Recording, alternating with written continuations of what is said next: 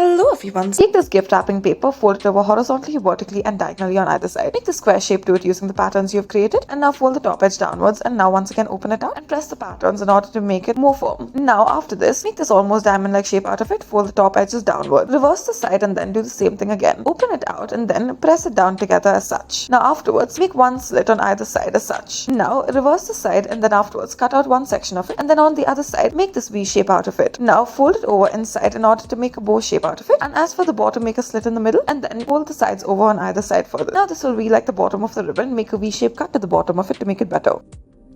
Take a rectangular sheet of paper, fold over either end of it to make it meet in the center, and then do this on either side. Open it up, now fold over the top end downwards, and then make a diagonal fold on either side. Using the patterns that you've created, make this folding out of it, fold the bottom edge upwards. Open this out, and then, using the pattern that you've created, press it together more firmly as such. Now, after you've made this fold to it, now reverse the side, and then afterwards, fold one of the sides upwards. Now, once again, bring the other side to it, and do the same thing on the other side as well. That is, fold the side upwards. Do the same for the smaller ends of it as well. That is, fold the sides upwards, and then shape it more like a heart. Do the same for the top portion of this as well. Once you are done with it, this is what it should look like.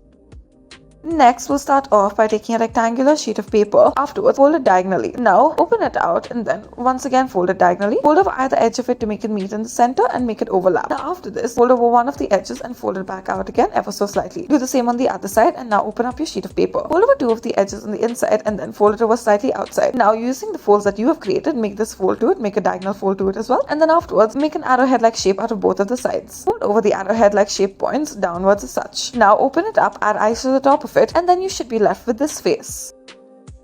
Next, in order to make this 4-leaf clover, we'll start off by taking a green sheet of paper, fold it over vertically, horizontally and diagonally on either end. Now using the patterns you've created, make this triangular fold to it. Fold over the middle as such and then make a diagonal fold to it. Now afterwards, lift it up ever so slightly. Now press it together as such and then afterwards, bring it together on one of the sides. Now lift it upwards and then back down as well. Fold the tips backwards and then press it together. Do this for all 4 of the sides that are present. Make a cylindrical shape out of some green paper and then attach it to the back as such. Now this is what it should look like.